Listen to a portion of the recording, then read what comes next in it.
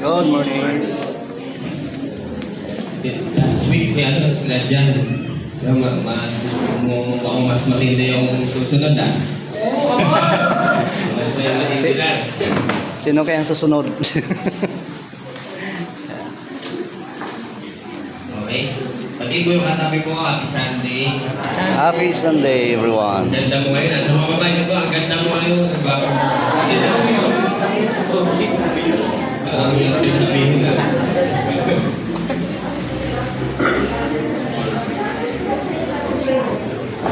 Ako'y lumalapit, patuloy natin panalangin si Ate Cathy. Kasi si Ate Cathy ay talagang mahirap mag-establish ng satellite because of Ate Cathy. Talagang gumaan yung pag-establish natin ng satellite sa Managina. Tama ba? Patuloy natin ipanalangin si Ate. So, today I will share about the parable of the fig tree. Sa Tagalog ay egos. Alam niyo yung egos? Sinesearch ko, meron dito sa Pilipinas. Iba-ibang klase siya. Tipig. Yung ano kaya? Tipig. Tipig. Oh, yung balitik nga daw parang kinds ng fig tree. Pero magagulat ka. So, yan pag-usapan natin, nabanggit sa Bible. Okay, mayaman ang New Testament pagdating sa talinhaga. Amen ba? Ng Panginoong Hesus. At pag talinhaga, mas nararamdaman mo yung message ng Diyos. Sa panahon ng Panginoong Hesus, pag nagbanggit ng talinhaga ang Panginoong Hesus, ang mga kung sino pa yung nasa simbahan, yun ang di makaintindi sa panahon ng Panginoong Hesus. Ang mas na-emphasize niya, pinapaintindi niya sa mga disciple niya. Yung ba? Talaga ngayong umaga ito, ipapaintindi sa atin ng Panginoon because we are disciple. Ano yung mga tabi mo, disciple ka ba?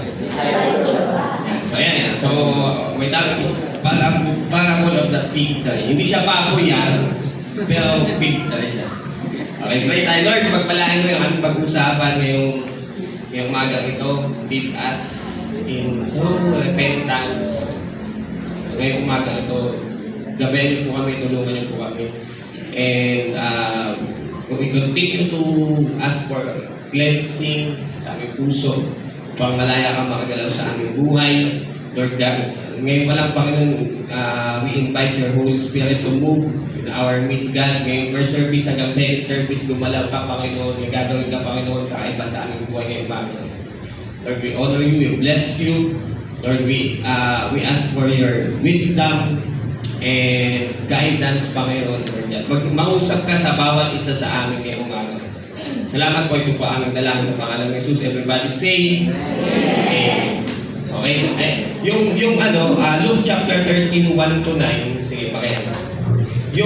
Yung parable of the fig tree ay magsisimula sa verse 6. Pwede na ba tayo yan? Yan. Yung parable of the fig tree magsisimula sa verse 6. Kaya lang, for us, makuha natin yung context. Start tayo sa verse 1. Yan. Yan. So, yan. 1 to 9 yan, Yung parable of the fig tree, sa 6 magsisimula. So, for us, makuha natin yung context. Start tayo sa 1. Sabi dito, Now there were some present at that time who told Jesus about the Galileans. Meron ba tayong Tagalog yan? Ilagay mo yung Tagalog. Okay. Ano natin Tagalog? Ayan. Dito tayo sa Tagalog. So ito, may ilang tao naroon ay nagbalita kay Jesus tungkol sa mga Galileang ipinapatay ni Pilato habang naghahandog sila sa templo. Sinabi ni Jesus sa kanila, ang akala ba ninyo ay mas makasalanan sila kaysa ibang mga taga-Galilea? Dahil nangyari sa kanila yon. So may pinapatay sa Pilato kasi si Pilato that time ang makapangyarihan, kumbaga pinuno sa panahon nila. So pag gusto niya may papatay na mga kasalanan, kaya niya yun kasi may authority siya. So sabi ng Panginoon Jesus sa mga kasama niya, dahil tingin niyo ba kaya nila naranasan yun, kaya pinapatay sila kasi makasalanan sila. Tumuli ang Panginoong Isus. Yan, sabi hindi.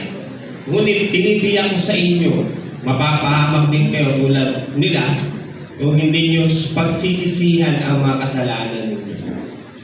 For tumuli siya, nagbigay ulit siya ng example, katulad din ng 18 tao yan, people, 18 tao na bagsakan ng toray ng Siloam at namatay. Ang akala ba ninyo ay higit silang makasalanan kaysa ibang mga taga-Jerusalem? So may nabagsakan daw na 18 tao, bumagsak yung, yung Tower of Siloam, may namatay na 18 na Israelites doon o mga Jewish people, taga-Jerusalem. Sabi ng Panginoong Isus, tingin nyo ba sila ay higit na makasalanan kaya sila namatay doon? Sabi ng Panginoong Isus, verse 5, sabi niya, hindi. Ngunit tinitiyak ko sa inyo, mapapahamak din kayo tulad nila kung hindi nyo pagsisisihan ang mga kasalanan ninyo. 6, ito na yan. 6, pagkatapos, ito na yung parable of the fig tree. Pagkatapos, ikinuwento ni Jesus ang talinghaga na ito. May isang taong may tanim na puno ng igos sa ubasan niya. Pinuntahan niya ito upang tingnan kung may bunga. Ngunit wala siyang nakita. Kaya sinabi niya sa tagapag-alaga ng kanyang ubasan, 3 taon na akong pabalik-balik dito para tingnan kung may bunga na ang igos na ito. Pero wala pa akong nakikitang kahit isa. Putulin mo na lang ang punong yan. Nasasayang lang ang lupang kinatatayuan niyan. Pero sumagot ang tagapag-alaga, hayaan nyo na lang po muna ang puno sa taon na ito. Huhukayin ko po ang palibot nito at lalagyan ng pataba. Palakpakan natin sa salita natin. So yun. So, kukunin natin yung mga symbolism for us makuha natin yung message ng parable of the fig tree. By the way, merong parable of the fig tree din sa ibang part ng New Testament. Dito, Luke chapter 13, itong kwento na banggit. Okay, so now, for us maintindihan natin, kasi mayaman ang pag nagbanggit ng talinghaga ang Panginoong Isus, mayaman yun. Sabi ko nga, nung panahon nila, di ba nakakalungkot yung mga Pariseo, hindi nila mag-gets. Yung mga tao sa paligid, hindi nila mag-gets yung teaching ng Panginoong Isus. Na-i-relay lang yung pinaka-message sa mga disciples. So for us, makuha natin yung message o yung pinaka-pinapahatid nung talinghaga ng Panginoong Isus. Kunin natin isa-isa yung mga symbolic. Andaan ba kayo? Okay, number 1, yung fig tree daw. Fig tree here is about repentance.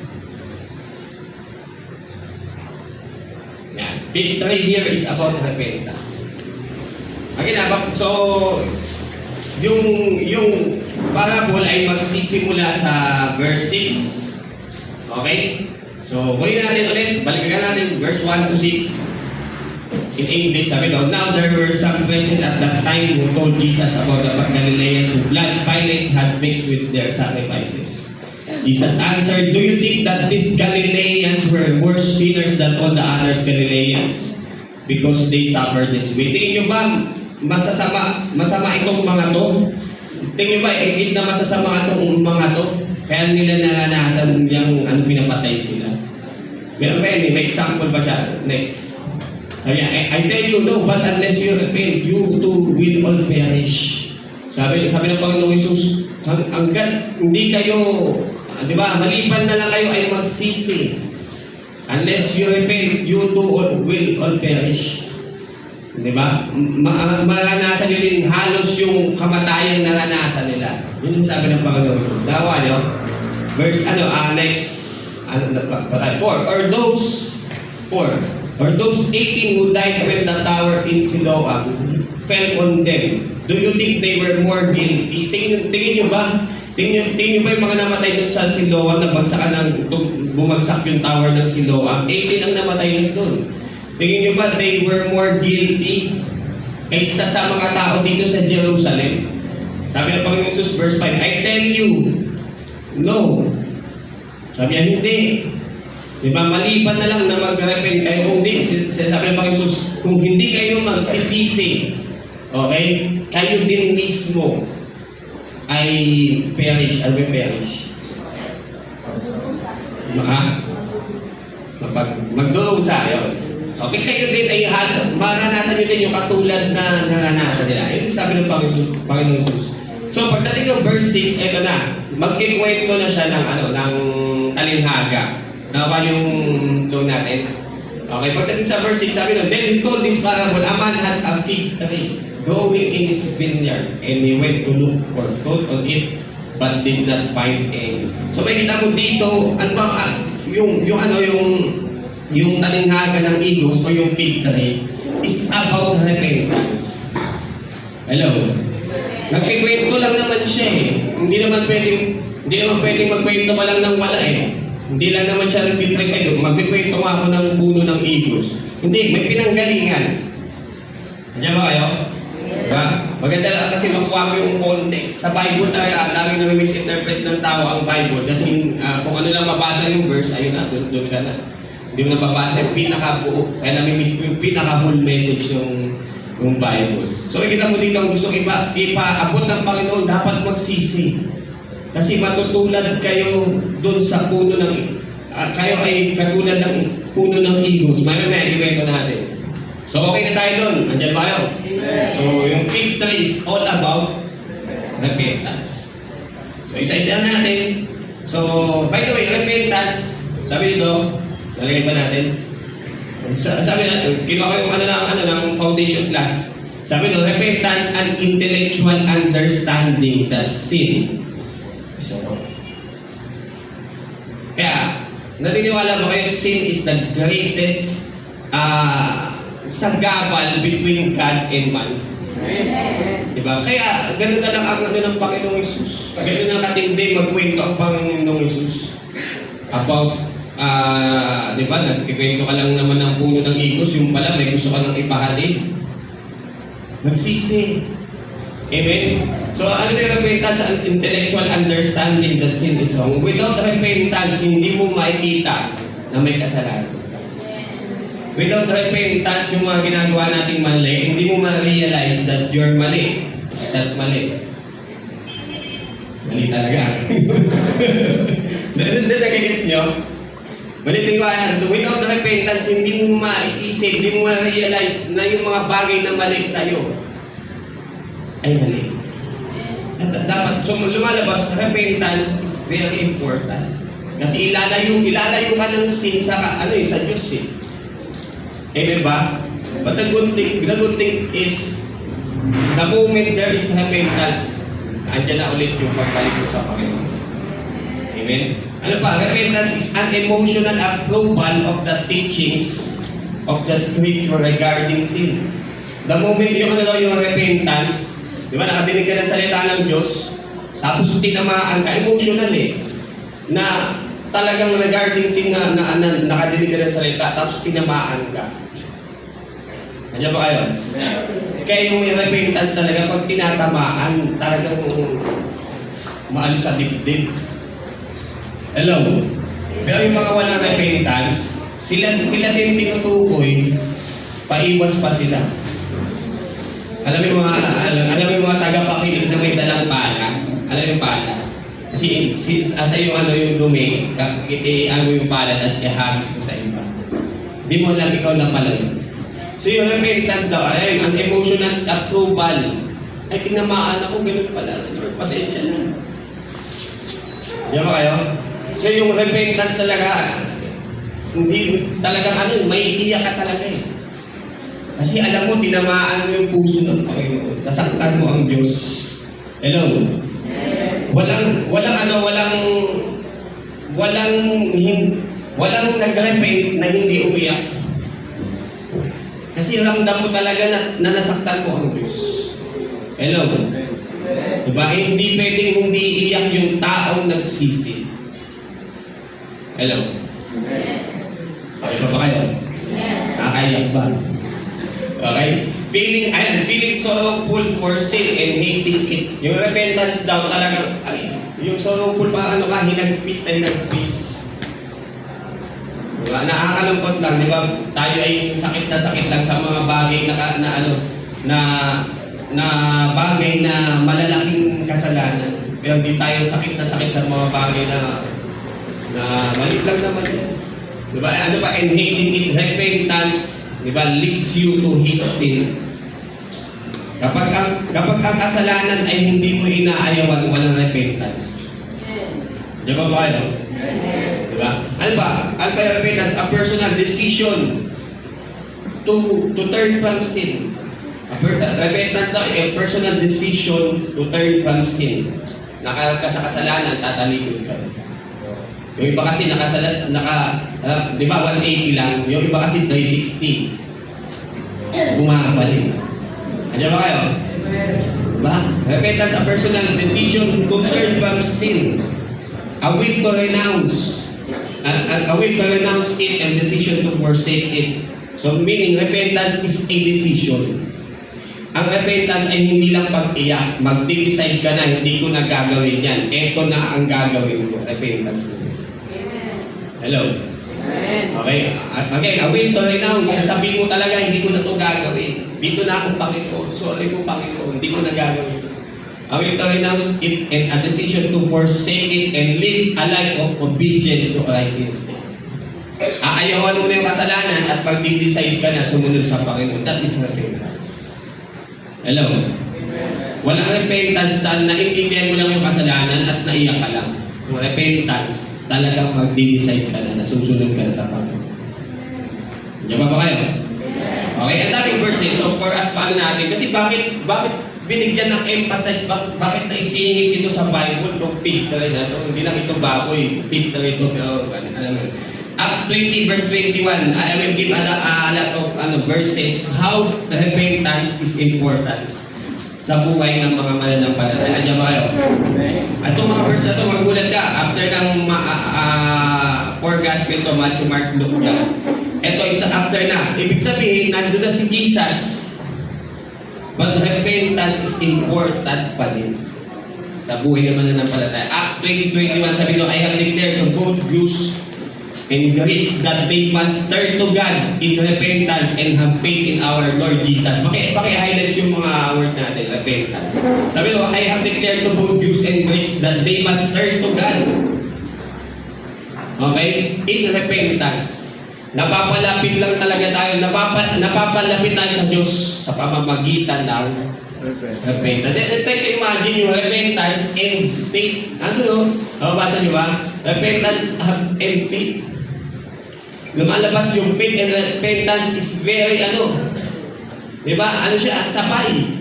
Hindi pwedeng sa may faith ka lang pero wala kang repentance. Ang totoo may faith, may repentance. Okay? Ano ba? Acts 3:19. Repent and turn to God so that your sins may be wiped out. Ang laking bagay ng repentance for us malinis tayo sa kasalanan. Diba?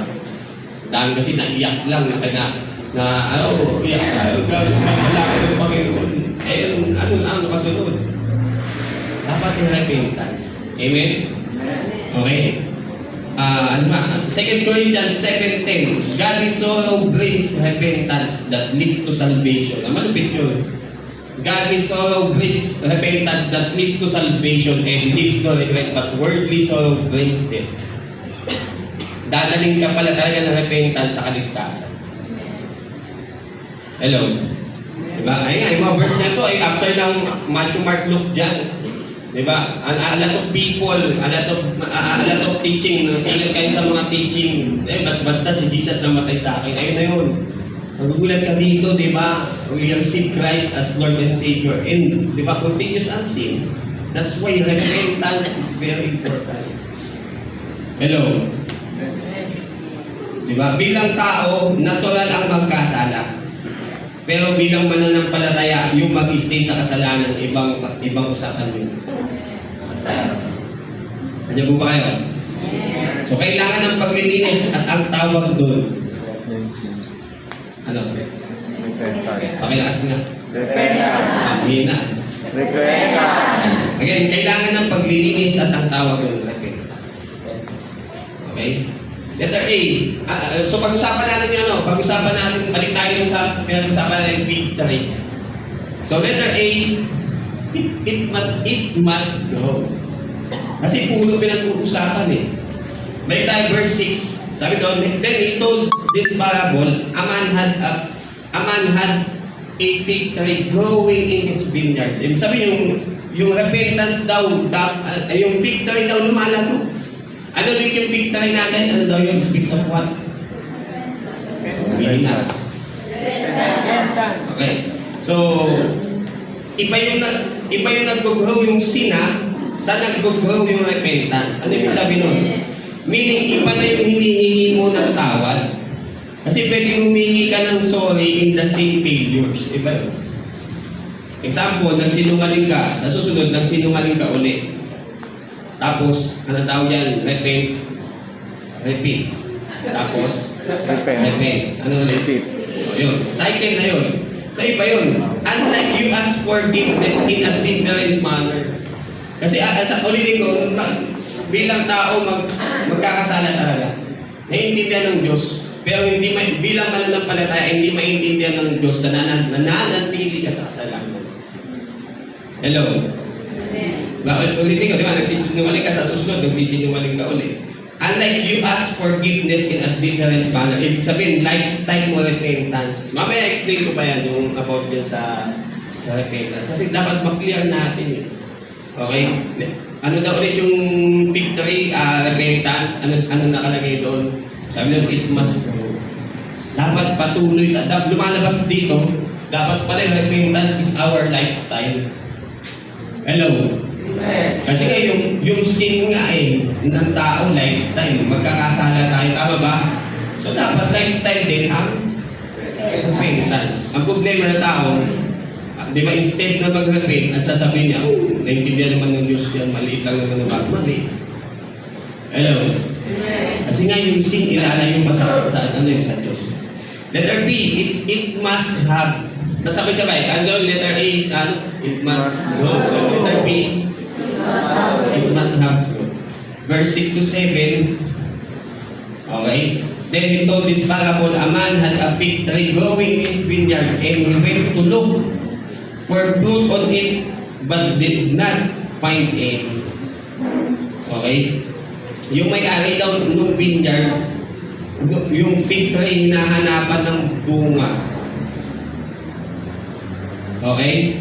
Binigyan niya pa ng chance kasi 3 years na daw yung puno, but still, diba? He looks, yung may-ari ng vineyard, naghahanap talaga ng bunga ng puno ng igos. Hello? Ano ulit yung fig tree? Repentance. Tapos ano daw, kailangan daw, ayun, hahanapan daw ko ng bunga. Okay, it must go and it must have. Hindi pwedeng, basta puno dyan. Kasi parang pag ina-analyze mo, may aring ng vineyard, tapos may katiwala. Tama ba? So, pag ina-analyze mo, mukhang business itong yung victory, yung vineyard ay business kasi may boss, tapos may katiwala. Hindi lang siya basta taniman. May may boss niya naghahanap ng saan ka makikita? Hello? Sa bunga. So, ang galing ng pagkaka-kwento ng talinhaga ng Panginoon Jesus. So, naghahanap ng bunga. Kasi hindi talaga pwedeng nagsisi ako. Tapos, ano nangyari? Maalala mo si Zacchaeus, napatawad. Diba? Hindi siya nanahimik. Pag pinasa mo Bible si Zacchaeus, nung pinatawad, diba? Pinatuloy ang Panginoong Jesus sa bahay. Si Zacchaeus, by the way, isang tax collector, nandudog na siya. Ang dami niyang naisahan, ang dami niyang na-denggoy, ang dami niyang na-scam. Diba? Send ka sa akin ng Gcash, ipapadala ko lang. Ayun, nag-send naman ng Gcash. Ang dami niyang na-denggoy si Zacchaeus. Nung pinatawad siya ng Panginoon, pinatuloy niya ang Panginoon siya sa bahay. Tapos sabi ng Bible, di ba, 4 times binalik ni Zacchaeus yung mga na-denggoy niya. Hello? May bunga. Ang totoong repentance may bunga. May action. Di ba? Hello? Okay? So, let's go to, victory is about repentance. Let's go to Yung fruit. Tingnan natin yung fruit, yung bunga. Ano ba ito hinahanap? Bakit hanap siya ng hanap? Okay? Ayun. Number 2, fruit shows the value of it. Hello? Pinapakita ng bunga yung value, yung halaga nung victory. Again, pag ina-analyze mo, So, mahalaga doon yung mahalaga sa kanya yung bunga. Kasi, lumalabas, sige, basahin natin, verse 7 to 9. Sabi doon, so he said to the man who took care of the vineyard. May tauhan siya, ito yun. May tauhan yung may-ari ng vineyard. Sabi niya, for 3 years now, I've been coming to look for fruit on his fig tree and have not found any. 3 taon na pabalik-balik dito. Wala namang bunga yung puno mo. Nakasunod ba kayo? Amen. Hello, yung iba dito, nakasunod? Amen. Sabi papalik-balik ako dito, 3 taon na wala naman yan. Cut it down. Putulin mo na lang yan, wala naman yan. Cut it down, why should it use up the soil? Pag pinasa mo sa Tagalog, putulin mo na lang yan, sayang lang yung pwesto niyan. Kasi nga, vineyard yan, lupain So instead na naka-ano yan dyan, naka-stay yan dyan, pwede pagtaniman sana yun Putulin mo na lang yan, taniman natin ang iba. Yun ang gusto din sabihin. Nandiyan ba kayo? Kasi nga, magugulat ka, di ba? Yung habol nung owner, yung habol nung may-ari nung vineyard is what? Bunga. Lumalabas, okay pa puti. Okay, lumalabas na useless yung puno pag walang okay? Again, mukhang malagay talaga yung food kasi pag wala daw talaga, nakita natin putulin na lang. Ganun siya. Pag inisip mo, pwede naman yan pwede namang pwede namang okay naman yan baka pwede pang yan, magaganda yung puno, may dahon, pwede yan masisilungan Pero ang ganda ng pagkakaano ng Panginoong Isus, ng pagkakakwento, ang habol talaga is what? Ano daw? Bunga. Di ba? So, sa ganito, hinalintulad yung talinaga. You will see here, makinig mo you will see here what is the value of fruit doon sa talinaga. Di ba? Useless yung puno. Again, useless ang puno kung wala yung bunga. So, para maintindihan natin, fruit means results. Magkakaroon ba kayo doon? Amen. Fruit means results. Kasi what is the use of puno? Kung wala namang Then, doon kasi sa kwento, totoo naman ang puno pwedeng silungan. Kaya lang dito sa kwento, sabi ko, business yun Business yung ginagawa ng may-ari. So, ang habol niya talaga, kumita. Tama ba? So, kailangan ng bunga. So, ano ulit yung fig tree? Repentance. Okay, lumalabas, the question is, where is the fruit of repentance?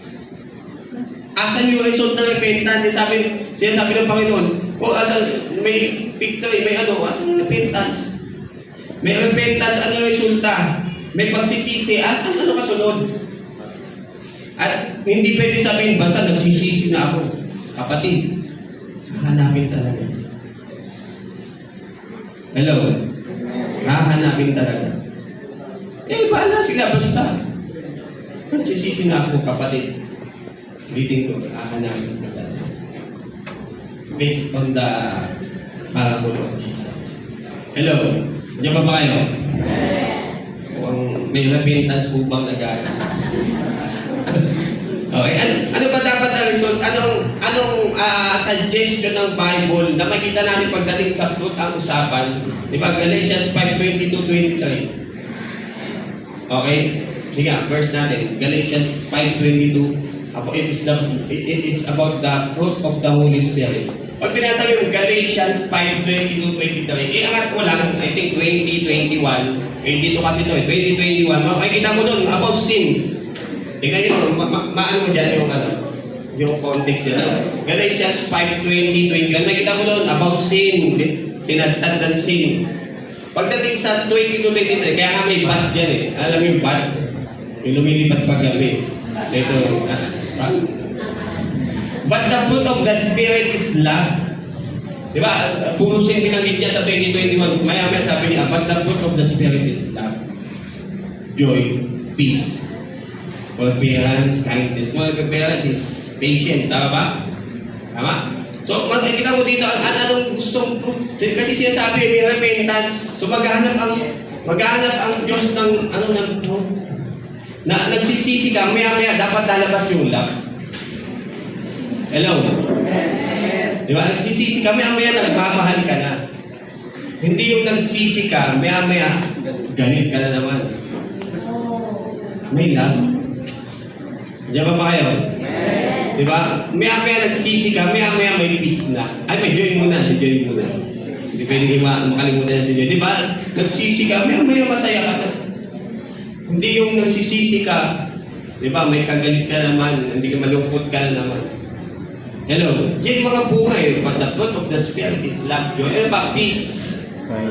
Nagsisi ka na, maya-maya may peace.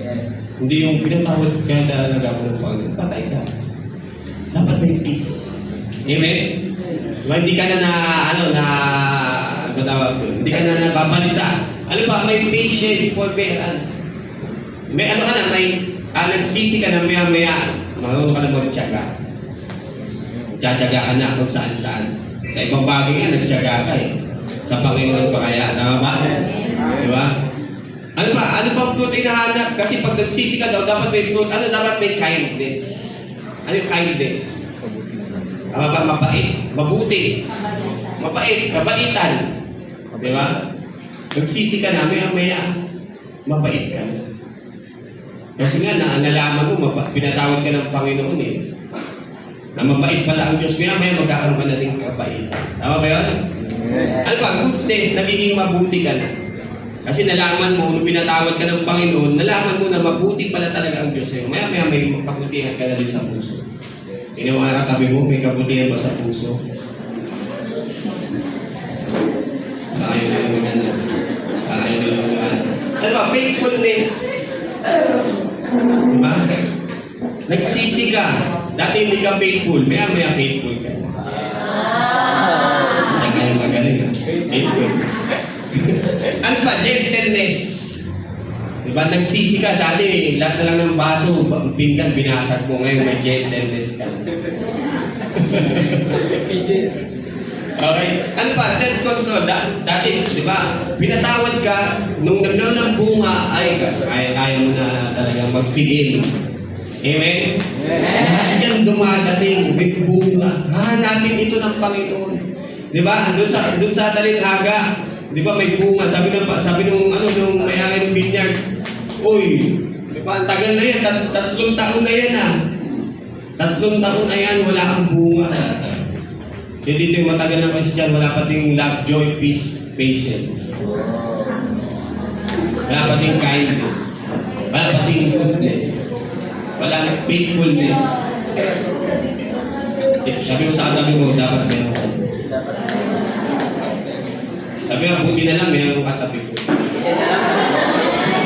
Kaya bakit mo konti, nakuha niya sa akin. Ha? Ano pa? Meron pa eh, John 15:16. Ano pang fruit ang hanapin ng Panginoon? May pinapanggit pa ang Diyos. You did not choose me, but I choose you and appointed you so that, basa-basahin natin, so that you might go and bear fruit that will last. Dito, ano kaya yung prutas?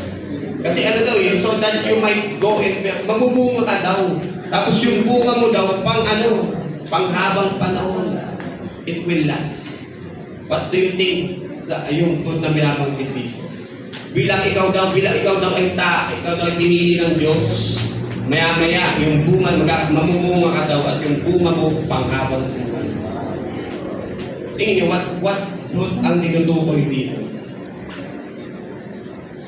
Ibang fruit yata ang lumalabas ako. Anong fruit ang lalabas? Anong binabanggit dito? Fruit of the Spirit. Ayun na, yung kanina, yun yung fruit of the Spirit, yung kanina, yung Galatians 5:20. Tingin nyo. Ano kaya? Ano kaya yung fruit na mananatili? Yung bunga no, lalabas daw sa'yo, mananatili hanggang muli. Ano na? Ano? Love? Nandun na kanina yung sa Galatians. Pero ito, ano tinutukoy dito? Ha? Eternal life. Hindi sa yung manggagaling ang eternal life, galing sa Panginoon. Pero ikaw mismo sa yung manggagaling, the moment magkaroon ng repentance, may lalabas daw ng bunga. Sino? Ha? Ano yun? Yes, disciple. Disciple. It will last. Lalabas daw. Nagsisi ka, maya-maya lalabas daw yan. At magugulat na yung disciple na mag-produce mo, kasama mo hanggang sa habang pala. Diba? Malabas sa repentance is very, diba? In need. Hahanapin talaga ng Panginoon.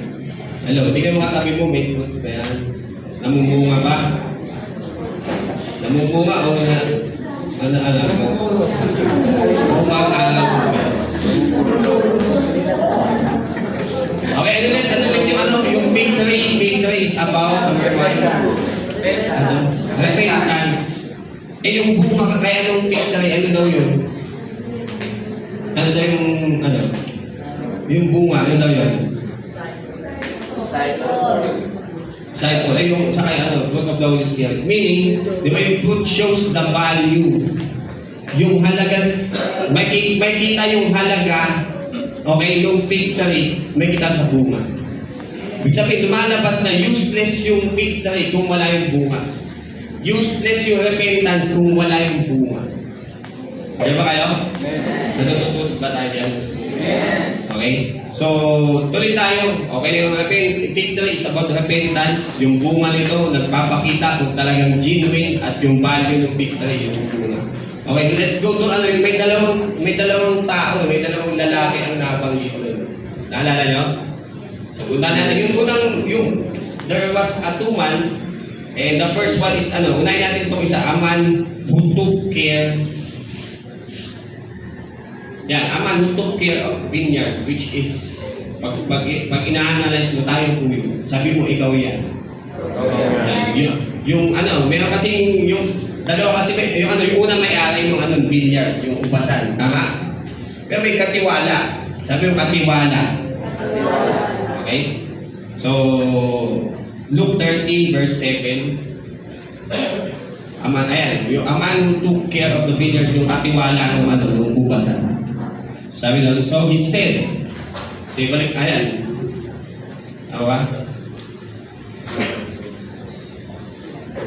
man who took care of the vineyard. So may letter A, monitored by his. At sino tong katiwala? Ano ang papel nito doon sa ubasan? Okay? Letter A, he is monitored by his boss. Verse 7, sabi doon, so he said to the man who took care of the vineyard, for 3 years now, I've been coming to look for fruit on this. Kausap nung may-ari. Itong katiwala. Sabi niya, 3 taon na ako pupunta dito. Walang bunga. Tama? So, nagmo-monitor yung may-ari yung ubasan. Okay? Sabi, okay pa kaya ang repentance? Okay pa kaya yung victory? Hello? Okay pa ba? So, pinumonitor tumayari yung katiwala. Ano ba kayo? Okay? Buhay pa kaya yung puno? Hello? Buhay pa kaya yung puno? May bunga kaya ang puno? Yan, pinumonitor siya. Tinitignan siya kung nagpa-function yung katiwala. Hello? Andiyan ba kayo? Yan, tinitignan niya, 3 taon na yan, ba't pinamunga? Baka patay na yan. Pwede na ang panggatong yan, putulin na lang. Hello? Nakasunod po ba? So, minumonitor siya ng boss.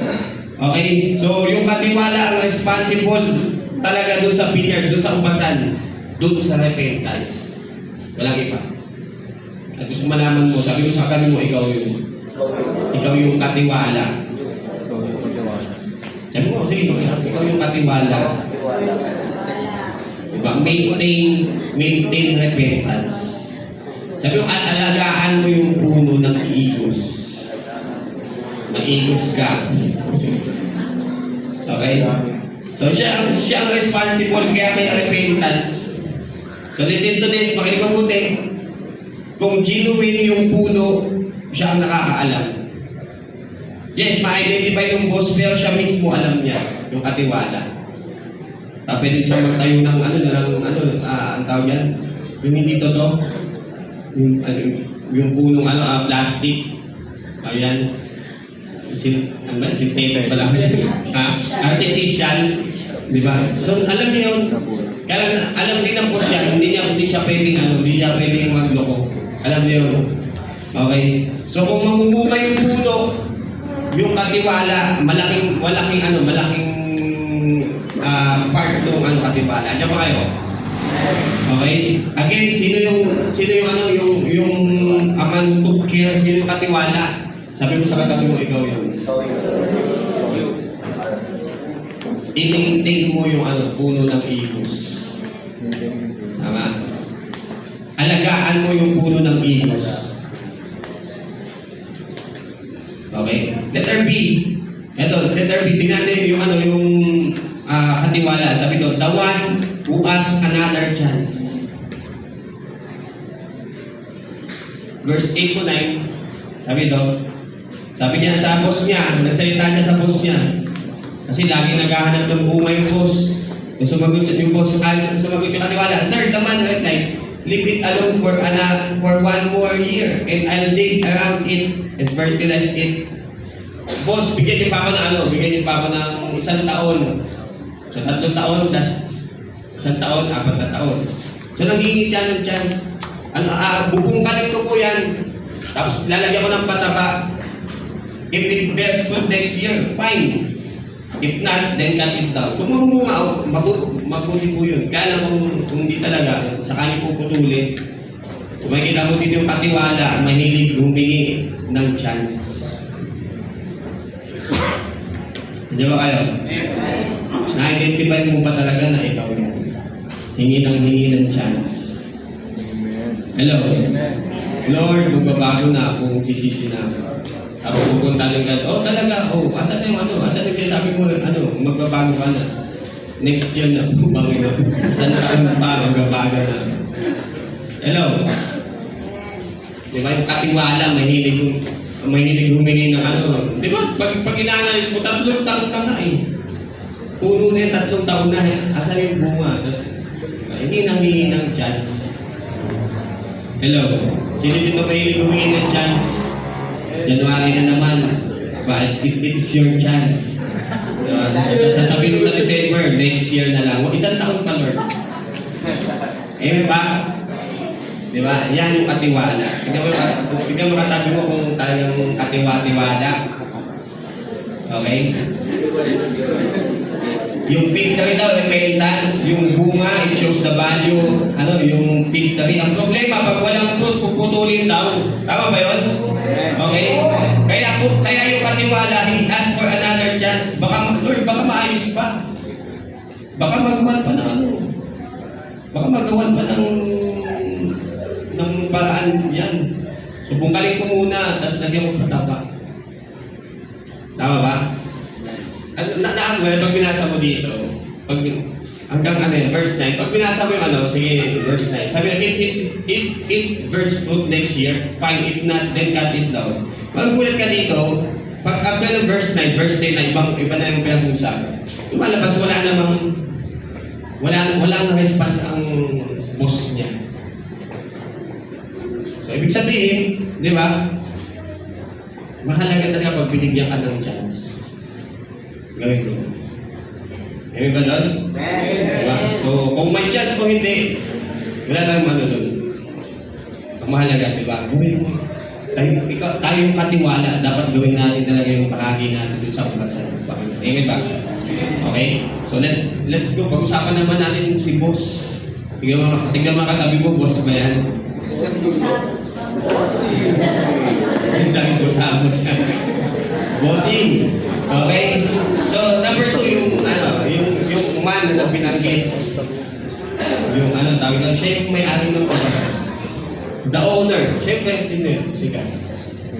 Yun yung talinhaga. Tama?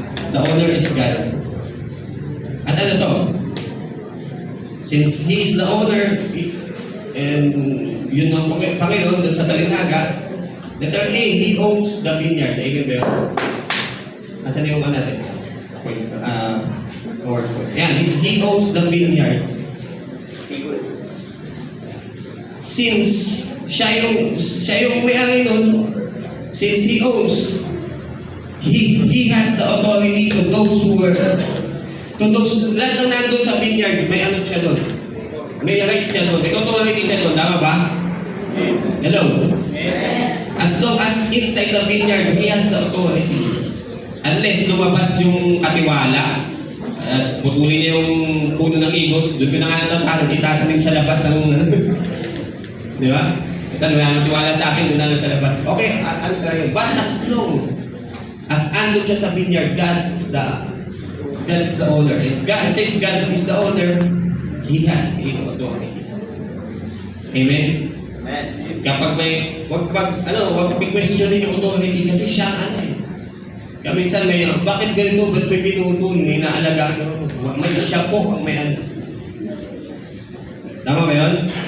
Don't ask the authority of God in our lives. Kasi lalo na pag alam ng Diyos ang gagawin.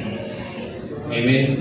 Ikaw, yung patiwala, dapat yung patiwala, ginagawa niyo yung bahagi niya. Huwag niyang, hindi kasama sa sa trabaho ng katiwala, yung questioning, yung trabaho ng Diyos. Amen? Okay, letter B, the one who looks for fruit. Kasi siya yung siya yung boss. Siya talaga yung maghahanap ng bunga. Asan yung bunga? 3 taon na yan Tama ba? 3 taon na yan, ba't wala pang bunga? Kung di talaga mamumunga yan, putulin na natin yan. Sabi ng boss niya. Tama ba yun? Hello? Okay, siya ang maghahanap ng bunga. Magaling siya mag-monitor, hindi mo siya maisahan. Hello? Amen. Diba? Hindi mo maisahan yan. At kung tinago mo yung bunga, alam niya din yan. Hindi mo siya maisahan. Hello? Huwag mo isipin ang tao ang maghahanap ng bunga. Kasi hindi mo siya ayusin. Dapat, since alam natin that God, okay, is the owner of our vineyard, dapat talaga ayusin natin. Kasi hindi mo siya maisahan. Gawin mo na lang yung part mo dun sa ubasan. Hello? Magugulat ka, i-bless ka ng Panginoon. Diba? Matutuwa ang tao, pero hindi sa lahat. Ang matutuwa talaga ang Diyos. Kasi He owns the vineyard. Siya yung unang matutuwa. Kaya tayo, gumagalaw tayo sa ubasan ng Panginoon. Diba? Gumagalaw tayo sa ministry ng Panginoon. Gumagalaw tayo sa mga bagay na pinapagawa ng Diyos sa buhay natin. Tama ba? Sino dito gumagalaw sa ubasan ng Panginoon? When we say ubasan ng Panginoon, sa pinapagawa ng Diyos bilang mananampalataya. Sino dito yung katiwala, tas yung kamay? Diba? O katiwala na lang, di pa ba tas yung kamay? Tas yung kamay, makatiwala ng Diyos. Diba? Gusto malaman mo, pag ginawa mo yung bagay mo, matutuwa ang Diyos. At sa Bible, pag natuwa ang Diyos, lagi may pangako ang Panginoon. Tama ba doon? Diba? He owns the vineyard. That's why, di ba? May ano siya doon. Diba? Hahanapan ka ng bunga. Pero hindi tayo hahanapan ka ng bunga for his benefits. Yung bungang hinahanap niya sa'yo, ikaw din ang magbe-beneficio.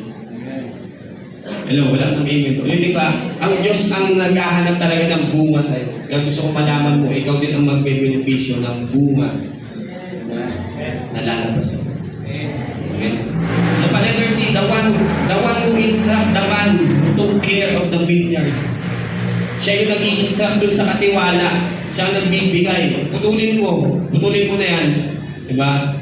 Ano ba? Ano mo yan? 3 taon na yan. Ano ba nangyari yan? So, ini-instruct niya yung siya nagbibigay kung ano dapat gawin. Hello? Yun yung may-ari, that's God. Okay, siya ang nagbibigay ng instructions. Amen ba? Hello? Sa kanya makinig. Matuto sa kanya kasi alam niya lahat. Di ba? Sa kanya matuto. If you want your labor not in vain, makinig sa kanya. Huwag tayo makinig sa mga kung saan-saan, makinig tayo sa kanya. Kasi siya yung bibigay ng instructions. Dapat malinaw ang pandinig natin sa kanya. By the way, may mga victory na, pag sinerch mo ang Google, may mga victory talaga na hindi mamumunga. May mga egos na na kinakain. Wala, may mga egos na namumunga at hindi. Pangalawa, may mga egos na na nakakain yung bunga at hindi. Hello? Okay? May mga fruit na hindi nakakain. So it is useless. Yung value ng tree ay nandun sa bunga. So, kung hindi maayos ang bunga, kung walang bunga, pag sinabi ng Panginoon na putulin mo na yung puno, putulin mo na. Ang problema doon, katulad doon sa kwento, di ba? Di ba, binibigyan niya pa na, hindi ka mamumunga eh. Baka yung puno na naitanim, baka yung igos na naitanim niya ay hindi mamumunga. Kaya sinasabi ng Panginoon, putulin mo na. Ang hirap siya doon sa kwento, di ba? Lord, bigyan niyo pa ako ng chance, baka putulin mo na. Kasi alam niya eh, bago naman niya na itayo yung ubasan, alam niya na yung sistema. Hello? Naalam ko yung yung katiwala. Bigyan niyo po ako ng chance sa taon. 3 taon na tayo. So, ano ka pa dun sa bus? Minsan ganyan tayo. Sinasabi ng Panginoon, putulin mo na yan, nag-i-stay ka pa yan. Sinasabi ng Panginoon, iwanan mo na yan, andyan ka pa din. Hello? Lord, babaguhin ko siya, mahalin ko siya.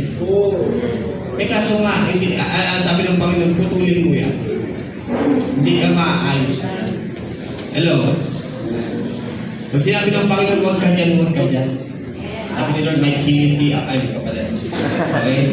Pag sinabi ng Panginoon, huwag ka dyan, iwanan mo na yan. Huwag kang makulit. Instruction will begin, will come to God. Amen? Kung sinabi ng Panginoon, ito gawin mo. Kasi para sa iyo naman, try to imagine nagpapagod ka sa mga bagay na hindi ka naman doon mamumunga. Hello? Kaya sabi ng Panginoon, tigilan mo yan, hindi ka dapat. Kaya pag binasa yung verse, di ba? Putulin mo yan, ano yung kasunod? Balik mo nga doon sa verse. I think, verse 7 yan, 8. Pag sinabi ng Panginoon, cut mo, putulin mo na. Ano kasunod? Sabi niya, kasi sayang eh. Yan, basahin natin. 7 yata, 7. Verse 7 yun. Sabi ng Panginoon, putulin mo yan. So he said to the man who took care of the vineyard, for 3 years now I've been coming to look for food on its people and have been found it. Cut it down, putulin mo na yan. Bakit? Why should it use up the soil? Kasi putulin mo yan kasi dapat may ibang nakatanim dyan eh. Sayang yung place. Dapat may nakatanim na iba dyan, kaya putulin mo yan. Hello? May mga bagay dapat na nailagay ka dyan. Ang problema, dahil hindi mo nga mailagay yung tamang puno, tamang halaman, dahil hindi mo mailagay. Kasi nga may puno ka na hindi naman dapat na nandun. Hello? Sino dito may mga pinagsisiksikan na bagay na hindi gusto ng Panginoon? Diba?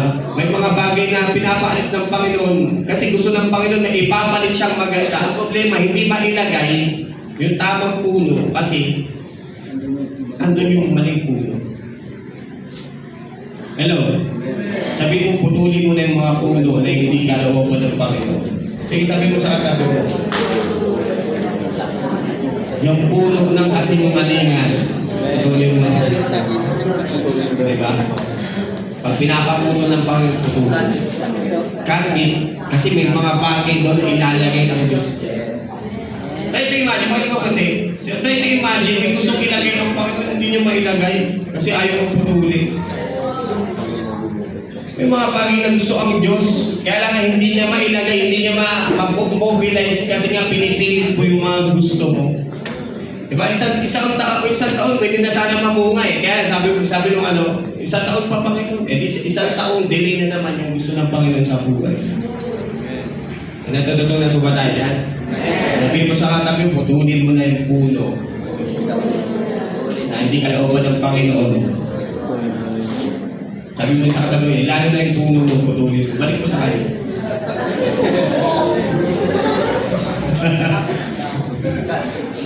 Okay, letter D. This is the last. Sino ba tong owner na ano?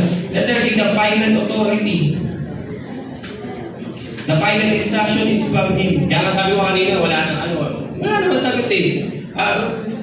Bigyan niyo pa po ko ng chance, isang taon pa po. Pag binasa mo yung Bible, walang sagot yung boss niya. Kung nag-isang taon ba talaga o hindi. Nakuha niyo kayo pa. Ito nga, dun sa kwento, walang sagot yung boss kung binigyan ng chance na isang taon. What is my point? Tuloy niya yun o hindi. Ang Diyos pa din ang masusunod. Kung makuha yun, good. Pero kung hindi, puputulin din. Tama ba? God is the final authority. Huwag mo siya pangunahan. Sa lahat ng bagay, di ba, minsan sinisisik talaga natin yung gusto natin. Kaya lang yung kalooban talaga ng Panginoon sa huli yung masusunod. Minsan lumilis tayo sa kalooban ng Panginoon. Ang problema, inaalaw na lang talaga ng gusto. Ang tawag po niyan is permissive will. Inaalaw na lang ng Diyos kasi gusto, pinipilit mo eh. Di ba? Nakakalungkot kasi itong gusto ng Panginoon. Tama ba? So dito po ako mag-e-end. Since repentance ang pinag-uusapan. Alam po, isa pong nakakatakot na false teaching is the teaching of once you save, forever save. Alam niyo ba teaching niyo? Amen. Kapag nagpagupit ka, kalbo ka na habang once you shave, once you save, forever save. Diba? Yung ibang believers, sinasabi na ako, hindi ako naniniwala dyan. Pero sa totoo, minsan lumalabas yan. Pwede hindi ka naniniwala dyan, pero sa galaw mo lumalabas yan. At paano po yun? Kasi after mong tanggapin ang Panginoong Yesus, ayun na yun. For them to repent, you may believe, may stand na once you save, forever save. Okay? After nila tanggapin ang Panginoong Yesus, for them, ayun na yun. For them, repentance is for one's occasion. Yan yung stand ng once you save, forever save. Nakakasunod yan. Diba? Sinabi na basta, tinanggap ko ang Panginoong Yesus. Yung kasalanan ko, nilinis niya na. Yung kasalanan ko, at yung magiging kasalanan ko, ang magiging kasalanan ko pa ay nilinis ng Panginoon. Diba? Yung reality, kaya lang, diba, nawawala sa isip mo na kahit tumanggap ka sa Kanya. Diba? Yung once you save, forever save, nakakatakot. Kasi mawawala sa isip mo na kahit tumanggap ka sa Kanya, yung reality na tao ka pa rin. Wala namang tumanggap sa Panginoong Yesus na hindi na nagkasala. Hello? Amen. Wala namang tumanggap sa Panginoong Yesus na naging superhero. Wala. Hello? Meron po ba dito nung tumanggap sa Panginoon? Perfect na siya. Wala. Tama ba? Hello? Still, we are human. Tendency to sin. Hello? So ito lagi ko po ito tinutuloy kapag sa Old Testament, every time that people sin, they need to offer a sacrifice. It's either lamb, depende, pag pinasa mo yung Bible, it's either lamb, depende sa kung ano may required na mababasa niyan sa Book of Numbers, Leviticus, ando yan. Ito, nagkasala ka na nito, ito i-offer mo. Okay? Ganun lagi. Depende kung anong klase ng kasalanan ang nakumit. Take note, point mabuti every time. Every time they commit sin. Kung gusto mong buwang mali sa Panginoon, mag-alay ka muna. Ganun ang Old Testament. Ganun ang set up ng Leviticus, Numbers. Okay? The question is, how many times people fall on sin? Okay? So, nung dumating ang Panginoong Yesus, ang sabi nila, iba na, wala nang hayop. At nakakalungkot, kahit sa panahon, misinterpreted to. Sabi nila, inabolish na daw ng New Covenant ang law. Sinasabi ng mga false teaching, di ba, ang Panginoong Yesus, di ba, wala na yung Book of Numbers, wala na yung Leviticus. Pero hindi, alam po ba, sabi ng Matthew chapter 5 verse 17, came from the mouth, from Jesus mismo, Matthew chapter 5 verse 17. Ay lagay ba yan? Sabi ng Panginoong Jesus, do not think that I have come to abolish the law or the prophets. I have not come to abolish them, but to fulfill them. Ano yung sabi nun? Kasi there's a misinterpretation po dito. Ingat po tayo. Wala po binago. Makinig pa po every time we sin, we need to sacrifice. But the good thing is, there's already have Jesus who sacrifices life for us. Kaya nakakalungkot mo, makinig po mabuti. But yung ritual, yung ceremony, must always occur.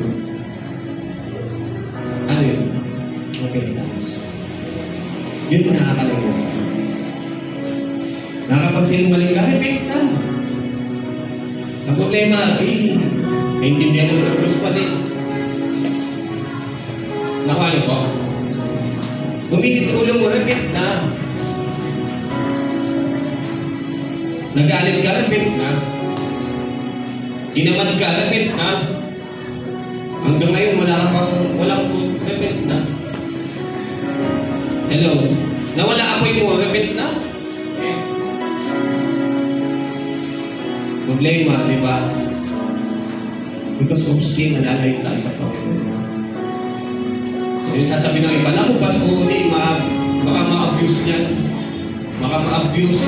Tama ba? Ganyan ang mindset natin. Baka ma-abuse natin yan.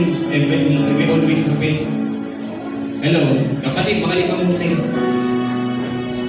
Magkakamali talaga tayo. Yung we are human. Pero the good thing is, the good thing is, dyan ka nga mapapahiya. Kasi kahit makasalanan ka, buti na lang may Jesus na nagbigay ng buhay sa'yo. Repentance make us to become less in the sight of God. Kaya malalo mo siyang mamahalin. Diyos siya. Yung repentance, ganito mangyari. The moment you repent, the moment nakikita mo lagi ka nagkakasala, nakakakumit ka ng kasalanan, makikita mo sarili mo, bumabalik agad sa Panginoon. You will see yourself at least in the sight of God. Makikita mo sarili mo, Diyos talaga siya, at tao ka lang talaga. Yan kasi sa atin, di ba, hindi natin nakikita, minsan pumapantay na tayo sa level ng Diyos. Mas mahiya ka nga kasi alam mo, di ka worthy, pero alam mo kay Jesus. Hello? Mas maglilingkod ka nga ng matindi kasi alam mo kahit anong gawin mo, hindi sapat. Mas mamahalin mo nga siya kasi alam mo, ang tindi ng pagmamahal niya sa'yo. Papalabuin ng sin ang pagkakakilala mo sa Diyos. Pero papaliwanagin ng repentance ang magandang plano ng Diyos. What is that? Tapos na po ako, what's the answer? Repentance. Sayang hindi naman ang Panginoon isusubi mo. Nakalimutan natin. Diba? Sasabihin natin, hindi ako ano sa once you save forever save. Na pinagagawa pa ang Panginoon. Hindi ako naniwala niya. Pero sa totoo lang, daming believers. Yung galawan nila doon. Bakit? Kasi hindi sila bumabalik sa Panginoon. At ang sasabi nila, naiintindihan naman ng kasalanan ko eh. Hindi po, we need a ritual. We need a ceremony. Tama ba yun? We need a ritual. We need a practice. And that is repentance.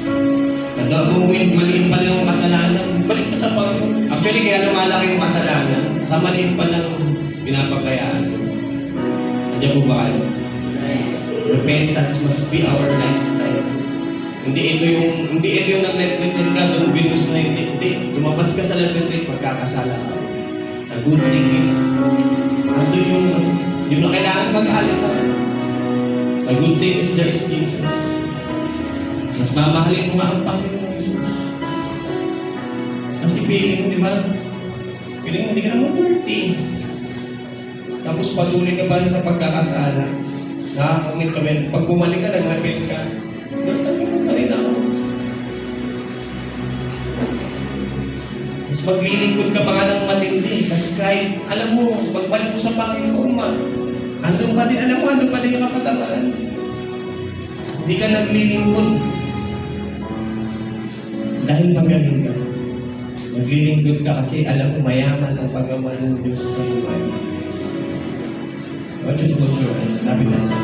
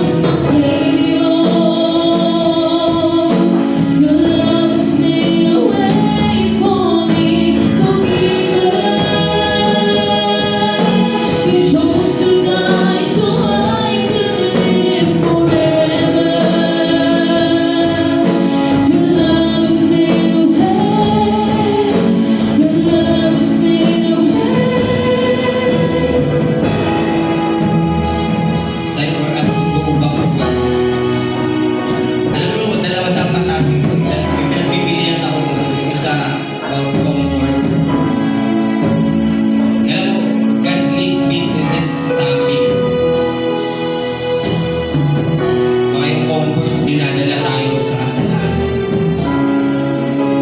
So it's time for us to go back to God. Sin is the number one barrier natin sa Diyos. Sin ang nagpapalayo sa atin sa Diyos. Regardless kung maliit o malaki. Alam mo bakit lumaki? Kasi yung sin, maliit pa lang, hindi natitin.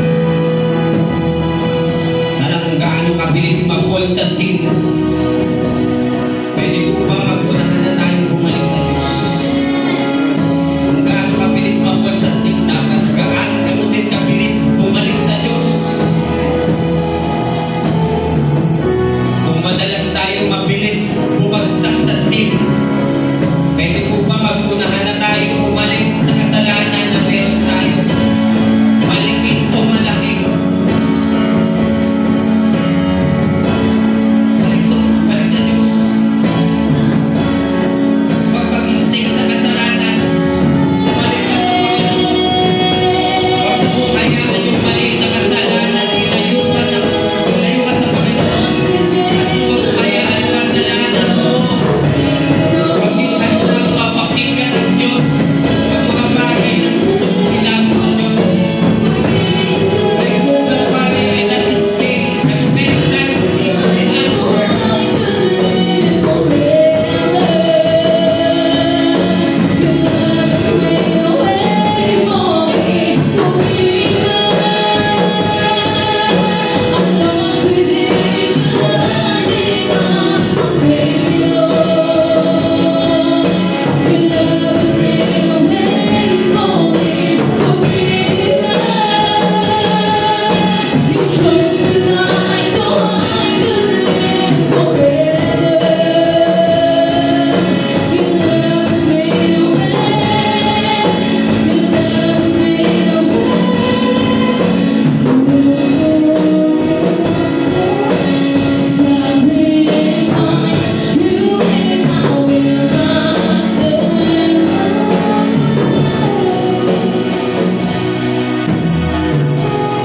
One of the problem, Christian living, Christian community, yung loving Christ, naranasan nung una niyang naranasan ang pagmamahal ng Panginoon, ay nakakalimutan. Yung lalim ng pagmamahal ng Panginoon na naranasan niya nung umpisa ay hindi na kasing lalim.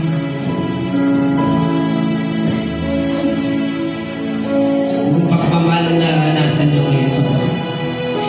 lalim ng pagkakaintindi ng pagmamahal ng Diyos sa buhay natin ay hindi na kasing lalim ng pagkakaintindi natin habang tumatagal tayo sa Panginoon. Alam niyo po, isang bagay lang ang magpapanumbalik ng lalim ng pagmamahal ng Diyos. Isang bagay lang ang magbabalik ng lalim ng pagkakaintindi mo sa pagmamahal ng Diyos sa iyo. Isa lang, sumala mo ng repentance. Isang bagay lang ang magbabalik ng lalim ng pagkakaintindi mo sa pagmamahal ng Diyos sa buhay mo. And that is repentance. Kaya po ako sa iyo ngayon, kay umaga nito, babalik ka sa Panginoon, hindi kita pipilitin. Kasi yung nagkasala ka, hindi ka pinilit ng Diyos.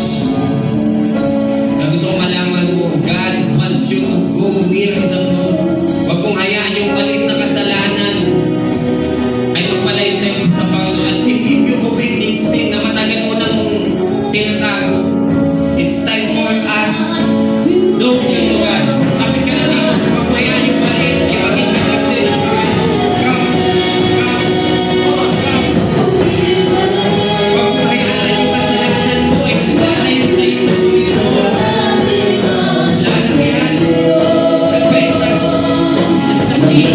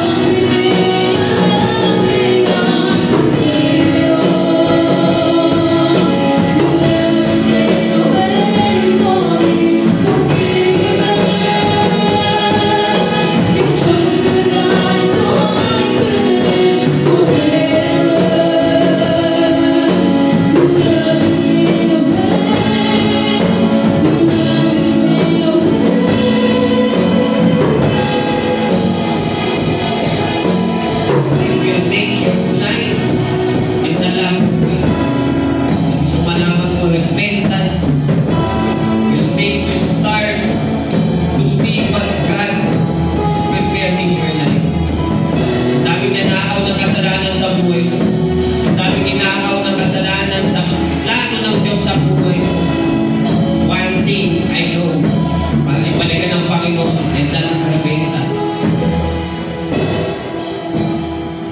It's not for us, for you to condemn. So malaman mo before the condemnation in the second coming, it's time for us magpa-condemn tayo. Kaya sabi ng Panginoon na may mga bagay kang tinatago, may mga bagay kang hindi maisabi, may mga bagay kang matagal ng pinupungin, hindi mo maisuko. It's time for you. Surrender. Sabi ng Bible, if you confess your sin, He is faithful and just to forgive us for all our unrighteousness. Wala pong forgiveness pag wala pong confession. Wala pong forgiveness pag walang repentance. Kung ako sa iyo, wag mong maliitin ang repentance. Nilayo ka ng kasalanan sa Panginoon. Isa lang ang susi, repentance. Repentance is the key. Repentance is God wants you. So decide today, repentance is an understanding that sin is wrong. Alam mo, walang repentance pag hindi mo naintindihan yung mga maling bagay ay mali. Walang repentance kapag ang puso mo, pinagtatanggol mo yung mga bagay na mali. It's time for us to repent. Walang repentance kapag hindi mo naiintindihan, pag hindi mo inamin yung mga bagay na ginagawa mo ay mali. So malaman mo kapatid, walang repentance kapag hindi ka mag-decide bumalik sa Panginoon. Walang pag-ibig na maranasan sa Diyos pag walang repentance. That's why you decide today. Repent.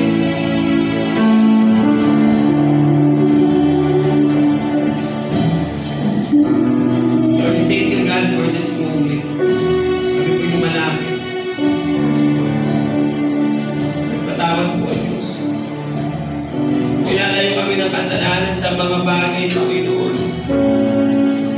kami po ay mag-apoy muli sa iyo, Panginoon. Kung nilalayo kami, Panginoon, ng kasalanan sa mga bagay na naisipin po, Diyos. Lord, repentance is our lifestyle. We need to be our lifestyle this repentance. Lord, we ask forgiveness. If we ourselves, Lord, nag-stay na kami sa sin, nag-stay na kami, Panginoon, sa mali. Nag-stay na yung puso namin sa pagiging matigas. Wala nang pagiging ng tawad, nagiging routine sa aming pagkakamali. But today, lumalapit po kami with all our heart, God. Huwag niyo po kami panantilin sa kasalanan, manumbali kami sa iyo, Panginoon. Huwag namin sayangin ginawa mo sa cross na Kalbaryo, Panginoon. We need to offer a sacrifice. And that is you, Jesus. At the moment magkakamali kami, Panginoon, babalik kami agad. Lord, patawad, Panginoon, itong abuse namin, Panginoon, yung grace mo, Panginoon. Today, malapit kami ng buong puso. Ang aming simbahan, Panginoon, tumatalikod sa katamaran, Panginoon. Lord, ang aming simbahan, tumatalikod sa matigas na puso. Ang simbahan namin ay tumatalikod, Panginoon, sa katamaran, magbasa ng salita ng Diyos. Lord, ang puso namin ay tumatalikod, Panginoon, sa hindi pananalangin. Lord, today, nag-decide kami tumalikod sa mga bagay na kasinungalingan, Panginoon. Lord, kami ay tumatalikod sa mga bagay na pagnanakaw, Diyos. Lord, ang puso namin tumatalikod ngayon, Panginoon, sa mga bagay na hindi mo pinapagawa sa amin, Lord. And Lord, tumatalikod kami sa mga bagay, Panginoon, na hindi pagsunod sa iyo. Lord, madami kaming bagay na hindi ng tawad, Panginoon. Nakalimutan namin na repentance is nothing. Magkuwayaan, Panginoon, tumigas ang aming puso. Today, lumalapit kami, Panginoon. Kahit niyo po kami, Panginoon. It's our day, Lord God. Be the greatest start for us. Manumbalik kami sa iyo, Panginoon. Magpapasalamat kami sa kabutihan mo. Habang buhay kami magpapasalamat dahil nasa namin, Panginoon, yung kapatawaran mo, Panginoon. Lord, we thank you, we honor you, we bless you, Panginoon. Lord, labis ang pagmamahal mo sa amin. That's why, Lord, magpapasalamat kami, Panginoon, sa kabutihan mo, Diyos.